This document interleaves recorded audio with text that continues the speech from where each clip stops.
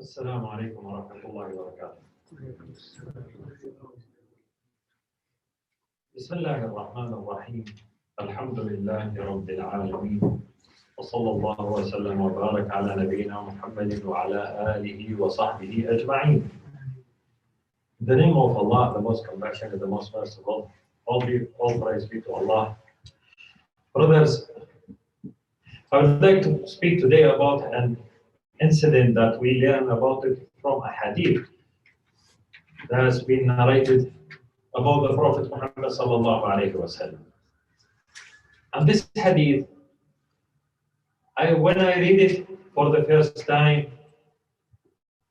it was a surprise for me that how much there is a difference between knowledge and ignorance. How much there is a difference between somebody who is connected to the knowledge of the Prophet sallallahu alaihi wasallam and the Sahaba and the Tabi'een, and the one who is disconnected and only think about the life that he is living and only thinking about what he sees and what he hears today. So this hadith or this incident happened after conquering Mecca, after the Prophet Muhammad sallallahu alaihi wasallam, in the end of his life, he conquered Mecca. As you know, that the Prophet alaihi wasallam immigrated from Mecca to Medina until before the end of his life, 2 years or 1 year or 2 years, he conquered Mecca. And he returned to Mecca victorious with the Sahaba. But he did not choose to stay in Mecca, even if he was from it. He chose to leave it and go back to Medina. There is in Mecca, when the Prophet ﷺ conquered Mecca, before he entered Mecca, he came with a big army. The least number of the soldiers that we have in the narrations, how much he had soldiers with him, the least was 10,000 soldiers. And very well equipped. And there is a lot of people joined the Prophet Muhammad sallallahu alaihi wasallam. When I say that the least is 10,000, some people said no, they goes to 15 or maybe even 20,000. So the Prophet alaihi wasallam, he comes with a big army to the people who fought him and took him out of his city with the Sahaba. They took their money. They tortured his Sahaba. They fought him many times. They killed his uncle. And they killed many of the Sahaba. And they did not still until now. They are fighters. They are enemies. Still until this point, they are his enemies. If they have the chance to fight him, they will fight him. And he had a treaty between him and them, and they broke that treaty. They betrayed the Prophet ﷺ and betrayed the Muslimin and his allies, and they killed some other people even within the treaty. So they broke that treaty between them and himself. And he had all the right to punish them as he wishes. But still, as much as we speak about the Prophet ﷺ, you remember all the time the Prophet ﷺ's goal was to make the people Muslims. So he don't want to kill this person or that person. All what he wants them to submit to Islam. And some people are still arrogant until they lose everything. They found that in that time, if you are victorious, you say, my gods are giving me victory. But when you lose everything, then you will put it up and that will convince the person that your God is false. You don't have a God. There is no God but Allah. So that was the goal of the Prophet Muhammad sallallahu alaihi wasallam. So before he enters Mecca, he gave them a choice that if you don't fight me, I will not fight you. And he translates that in some ruling. If you go by the Kaaba, you'll be safe. If you go to the house of Abu Sufyan, who was in that time became a Muslim, if you go to the house of Abu Sufyan, you are safe. I will not fight you if you don't fight me. But the Kaaba is not enough space for the people. And the house of Abu Sufyan is very small too. So he gave them another choice. Anybody who stays at his home, he's safe. Just stay at your home. If you don't fight me, I will not fight you. But still, there is a small group. When the Prophet ﷺ enters Mecca, they refuse that choice from the Prophet ﷺ. They choose to fight him. Very tiny, very small group. And it was not called, some people, some of the scholars call it a battle, but some scholars said it was less than a battle. It was very tiny because it was very, very quick.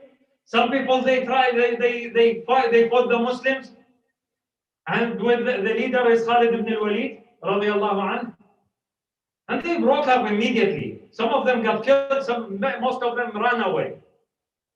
But those people who refused the safety that the Prophet ﷺ gave them, they deserve to be punished. So our story comes here. We have a narration. The scholar said maybe it was one person or two people. But mostly it was one person. In that time, if you don't feel safe, if you are fearing for yourself, you will go and seek asylum. If you are going to a tribe, you will seek asylum. You will go to the head of the tribe or anybody in that tribe and you seek asylum. You say, I am in your protection. Will you protect me? If he say, I will protect you, that will be a rule. That person will fight for you. Sometimes when we speak about the history, we say that the Arabs, they fought 40 years about a camel, a she-camel. It was not about the she-camel they fought. But that she-camel belonged to one lady. That lady was in the protection of the leader of one of the tribes. So when somebody killed that she-camel, that belonged to that person who was in the safety of the leader of the tribe. The leader of the tribe, he started a war about it. And the two tribes, they keep fighting for 40 years. Just because that. It's not because of the she-camel. It's because the protection, they broke the protection of the leader. They call it jiwar in Arabic. It's some kind of asylum. And Allah subhanahu wa ta'ala mentioned that thing in the Quran, وَإِنِ اسْتَجَارَكَ أَحَدٌ مِّنَ الْمُشْرِكِينَ فَأَجِرْهُ حَتَّى يَسْمَعَ كَلَامَ اللَّهِ. If somebody came to you asking for asylum, seeking, one of the kuffar came to you asking for protection, give him the protection that he needs for some time so he can listen to the words of Allah subhanahu wa ta'ala, listen to the Quran. But that is the Prophet ﷺ. He's the leader of the Muslims. What about the rest of the Muslims? So Hazrat Uthman bin Affan radiallahu anhu, he gave a protection to one person. He came to the Prophet ﷺ. He said, I give the protection for this person. But that was Hazrat Uthman. It's normal that the Prophet ﷺ in that time to accept that. And he gave asylum. He gave safety. He forgave that person who became a Muslim. But the amazing in our story, that a person did not go to Hazrat Umar or Hazrat Abu Bakr or Hazrat Ali. He went to the cousin of the Prophet ﷺ, a woman. Hani bint Abi Talib. Her name is Hani, the daughter of Abu Talib, the sister of Ali ibn Abi Talib, the cousin of the Prophet Muhammad sallallahu alayhi wa sallam. He asked her for the protection. And she did. She went to the Prophet ﷺ After everything settled, and whose was the one who is assigned to kill that person, to punish him with kill? It was her brother, Ali ibn Abi Talib. Do you see the family, the same family, the brother is trying to kill somebody because of his right, it's because of his mission, that he's assigned to do that. This person, he fought the Muslims, he maybe killed from them or injured some of the Muslims, and he refused the safety that the Prophet ﷺ gave them. He chose to fight, so he will keep fighting. His punishment was to be killed. If he got caught, he will be killed. And the one who assigned to do this mission was Ali ibn Abi Talib radiallahu anhu. But that person did not go to anybody. He was afraid to go out, so he reached his sister, the sister of Ali ibn Abi Talib, and he seek the protection from her. And then this time, Ali ibn Abi Talib was there.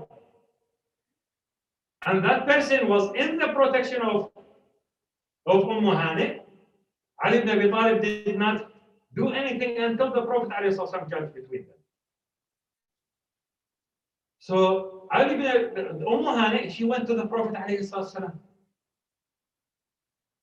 And the Prophet ﷺ was busy at that time. She waited. She makes salam. And the hadith is telling us like that. She make a salam and he was busy and she say alaykum salam, welcome Hani. Who is that? I am Hani, welcome Hani. She was waiting. He prayed 8 rak'ah, the Duha prayer. And when he finished that, she went to him and asked, she told him that the son of my mother, that's what she said, Ibn Ummi, Ali, want to kill a person that I gave asylum to. I give him jiwar. I give him safety. He is in my protection. One word the Prophet ﷺ answered. Only one word. We give asylum to the one that you gave asylum. That's it. That was his answer. قد أجرنا من أجرت يا أم هاني. We gave asylum to the one that you gave asylum. And she did not mention the name. She's aware. Fulan is like some. We don't know his name. That's why the scholar in the Sirah, they say maybe he was one or maybe two. We don't know which exactly was. And there is a big discussion between the scholars. Who was that person that she gave the asylum to? Or the protection? It doesn't. The Prophet ﷺ told her, I give asylum to the one that you gave asylum. That's it, and what the person was safe. But did not stop by here, only in here. It's not about the protection that the cousin of the Prophet ﷺ, when we did this hadith for the first time, you look like, okay, she's the cousin of the Prophet ﷺ. He gave her some privilege. I will do that for you. As he did something for Uthman radiallahu anhu, the same. But when you look for others of fiqh, talk about hadith and the hadith that looked like it. They said if a woman, Muslim woman, gave asylum to non-Muslim, a fighter to the Muslim, an enemy of the Muslims, not any somebody who's non-Muslim. An enemy of Muslims is a Muslim woman gave asylum to one person who's a fighter of the Muslims, and he became under her protection. He's under the protection of all Muslims. And that is the opinion of Imam Abu Hanifa, Imam Shafi'i, Imam Malik, Imam Ahmad bin Hanbal. Not one scholar, there is not much dispute about it. There's only two scholars, there is two scholars or maybe three. They condition that by the acceptance of the Imam. If the leader of the Muslim accept that, it will be in the protection of all Muslims. That rule was well known in that time for all the males in the Muslim society. But this hadith and another hadith says that it goes to the women. And today somebody will say, okay, the Muslims are with the women in Islam is something like this or that. Bring me a story from the history or from today's days that a woman, any woman from any nation can give asylum to an enemy. And that nation has to protect that person. Not kill him, but to protect him. That's how much the gap between our knowledge and the life of the Prophet sallallahu alaihi wasallam, Sahaba. Today, when somebody came to us and oh, the women in Islam having this and that, and we try to see that, or we try to, but it's not the problem with the people who talk about against Islam. The problem is how much we know about our faith and about our religion. I understand that most of the Muslims are not following this rule anymore. That is the truth of our life. That there is many rules that we are not following today. But that doesn't mean it's not exist in Islam. It's not exist in our fiqh. It's not exist in our ruling. So in our ruling, in any Muslim woman or any Muslim man gave asylum or gave a protection to an enemy, that enemy will be under the protection of all the Muslims, whenever they are. And that is as I mentioned, is the four scholars in Islam, and most of the scholars, they follow that. It became a rule. When the Prophet ﷺ is just one simple word. قَدْ أَجَرْنَا مَنْ أَجَرْتِيَا وَمَا هَذِي. May Allah subhanahu wa ta'ala give us guidance. جزاكم الله خير وصلى الله على نبينا محمد وعلى آله وصحبه أجمعين.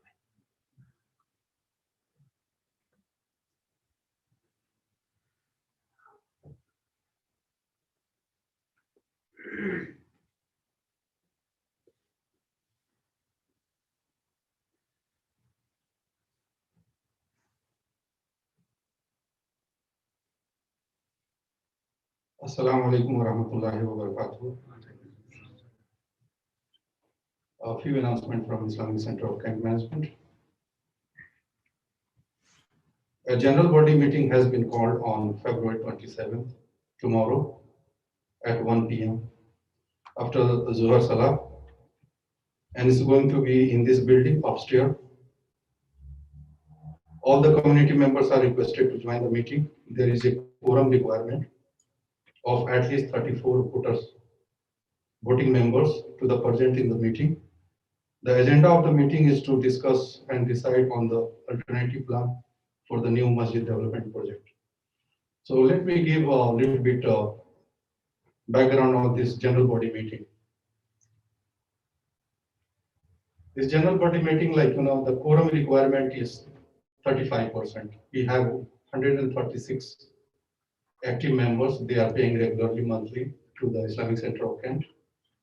So we called a meeting last Saturday. So quorum requirement was 41 members, but there were only 18 members and 3 online, around 20 members were available. So we adjourned the meeting. So we are calling tomorrow. So tomorrow is 25%. That is 34 voting members. If you will not meet quorum tomorrow, then there will be next meeting on Saturday, and that day there is no quorum requirement. So only the board member, committee member, they can take the decision. So I personally request, don't leave like that, inshallah. Come to the meeting tomorrow, raise your voice, give us constructive feedback. Your opinion and suggestion is very important. We do not want, to take just like a board member or committee member. You are voting members, please take some time, maybe half an hour on Saturday after Juhar Salah. Otherwise, in the next meeting, only board is going to take decision. We need your decision also, your opinion, your suggestion. So tomorrow 34 members is required. If not, next Saturday we are going to take our own decision, inshallah. One more time, I'm going to give a January financial statement. Collection was $289,810. We received actually 250,000, one big pledge last month, that's why it's 289,000. Our expense was $38,461. Current balance in our account is $726,927.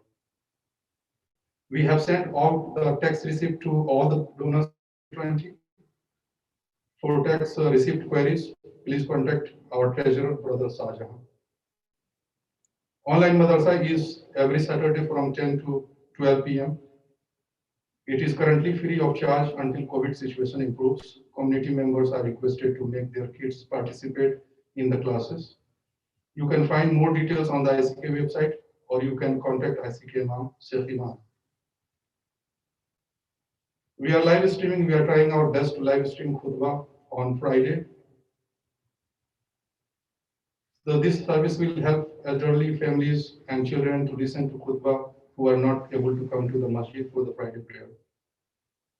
In order to manage the bigger crowd and to maintain the social distancing due to COVID, we are organizing two Juma Salah, inshallah. First prayer is at 12:15 and second prayer is at 1:30. Only the first 100 brothers will be allowed in each prayer. We are allowing women also right now, so women can come. Traffic advisory, please follow the direction of our traffic volunteers for parking and exiting the compound. We have a second prayer at 1:30. We request the Musalli of the first Jama to move your cars as soon as possible so people will come. We have a dua request. Brother Jahid, mother is sick in Bangladesh. She is in very critical condition. They ask for dua. Make dua for her. May Allah subhanahu wa ta'ala give her sifai kamla and speedy recovery. Ameen. Also, brothers, make dua for our brothers and sisters in our community. All Muslim Ummah who are sick, may Allah subhanahu wa ta'ala give them sifai kamla. Inshallah, again, a reminder, please, personal request, humble request, please join our general body meeting tomorrow. It's after Zuhar Salah. Inshallah, take some time, just 15-30 minutes, give your opinion, suggestions. It's a big decision, inshallah. Jazakallah khair. Assalamu alaikum wa rahmatullahi wa barakatuh.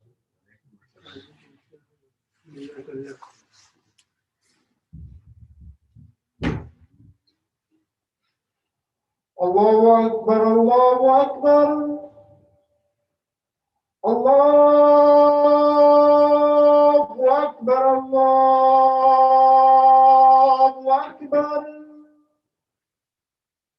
Ashhadu an la ilaha illallah.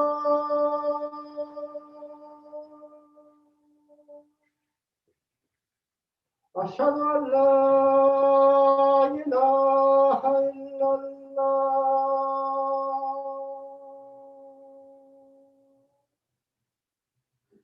Ashhadu anna Muhammadar Rasulullah.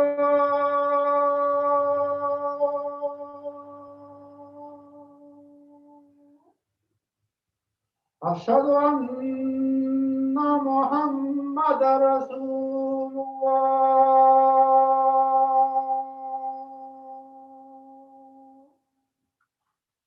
Hayya 'ala as-salah.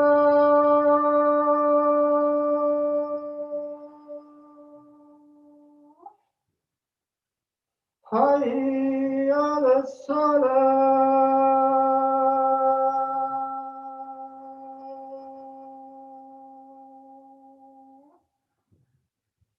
Hayya 'ala al-falah.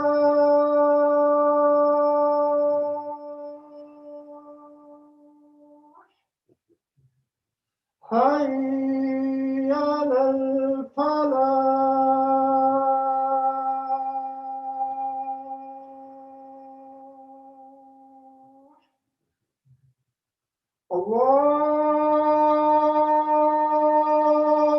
أكبر الله أكبر لا إله إلا الله.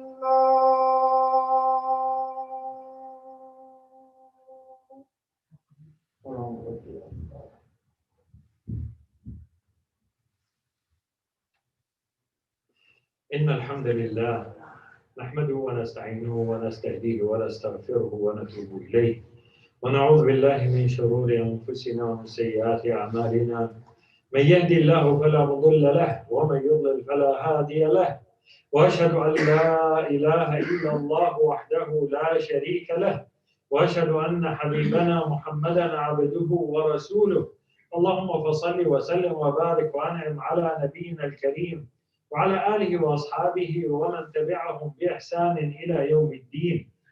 أوصيكم عباد الله ونفسي أولا بتقوى الله العظيم وطاعته ولزوم أوامره وكثرة مخافته، فإن التقوى شعار المؤمنين ودثار المتقين، ووصية الله في وفيكم أجمعين أيها المؤمنون إن الله مع الذين اتقوا والذين هم محسنون. أما بعد، فيا أحبتي في الله، مهما تقربت إلى عصر النبي صلى الله عليه وسلم وعهده تجد أمورا كثيرة قد تكون غائبة عن ذهنك، أو لأننا لم نعد نتبع تلك الأصول التي بنى النبي صلى الله عليه وسلم أمة الإسلام عليها. ومن ذلك هي كفالة المسلمات بغير المسلمين، أو ذلك العهد الذي تعطيه امرأة مسلمة لغير مسلم، وخصوصا إذا كان حربيا عدوا من أعداء الله تبارك وتعالى، كما وقع لأم هانئ ابنة عم النبي صلى الله عليه وسلم أخت علي بن أبي طالب رضي الله عنه وأرضاه، حينما ذهبت إلى النبي صلى الله عليه وسلم بعد فتح مكة تطلب منه وتخبره أنها قد أجارت واحدا من المحاربين الذين كانوا يقاتلون خالدا رضي الله عنه وأرضاه قبل مدة بسيطة، وكان عقابه أن يقوم بقتله علي بن أبي طالب رضي الله عنه وأرضاه إن ظفر به. فكان أن أجارته فانطلقت إلى النبي صلى الله عليه وسلم وانتظرته حتى فرغ من عبادته ومن صلاته، فقالت له إنها قد أجارت فلانا، ولا نعرف اسم فلان في الفعل، إنما قالت فلان فقط، ويدعي أخي، وقالت هي قالت ابن أمي علي أنه قاتله. فأجاب النبي صلى الله عليه وسلم ببساطة جاعلا لنا قرارا يبقى إلى يومنا لمن يتبع قرارات النبي صلى الله عليه وسلم، قال قد أجاب من أجرت يا أم هانئ صلى الله عليه وسلم. بكل بساطة أيما امرئ مسلم رجلا كان أو امرأة يعطي جوارا لغير مسلم ينبغي على المسلم أنه يدخل في جوار المسلمين فعلا ويدخل في حمايتهم جميعا، وهذا هو قول الفقهاء الأربعة وغالب علماء المسلمين.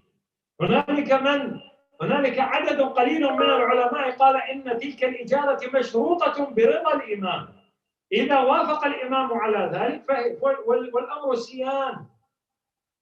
الأمران لا يطبقه المسلمون اليوم، ولكن ليس ذلك معناه أنه غير موجود في فقهنا وغير موجود في إسلامنا، حتى يتكلم اليوم متكلم بأن الإسلام ظلم المرأة.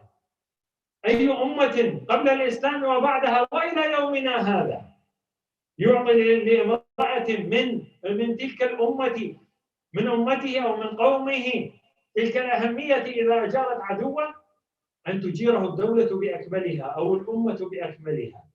أقول قولي هذا وأستغفر الله لي ولكم وللمسلمين، ادعوا الله وأنتم موقنون بالإجابة.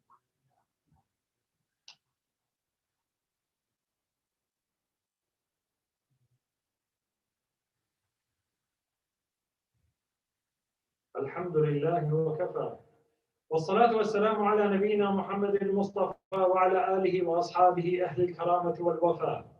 أما بعد، فقد قال الله تعالى قولا كريما تعظيما لقدر نبينا وتكريما وتفهيما لنا وتعليما: إن الله وملائكته يصلون على النبي يا أيها الذين آمنوا صلوا عليه وسلموا تسليما اللهم فصل وسلم وبارك وأنعم على نبينا محمد وعلى آله وصحبه ومن تبعهم بإحسان إلى يوم الدين اللهم ارحم المسلمين والمسلمات الأحياء منهم والأموات اللهم أرهم الحق حقا وفقهم باتباعه وأرهم الباطل باطلا وفقهم بزحته واجتنابه اللهم لا تدع لنا في مجلسنا هذا ذنبا إلا غفرته ولا عيبا إلا سترته ولا كربا ولا مكروبا إلا كربه نفسته ولا مدينا إلا دينه قضيته اللهم ربنا آتنا في الدنيا حسنة وفي الآخرة حسنة وقنا عذاب النار ربنا هب لنا من أزواجنا وذرياتنا قرة أعين واجعلنا للمتقين إماما عباد الله اتقوا الله إن الله يأمر بالعدل والإحسان وإيتاء ذي القربى وينهى عن الفحشاء والمنكر والبغي يعظكم لعلكم تذكرون ذكر الله أكبر وأقم الصلاة. Would you please make sure you turn off yourself and record in silent? Allah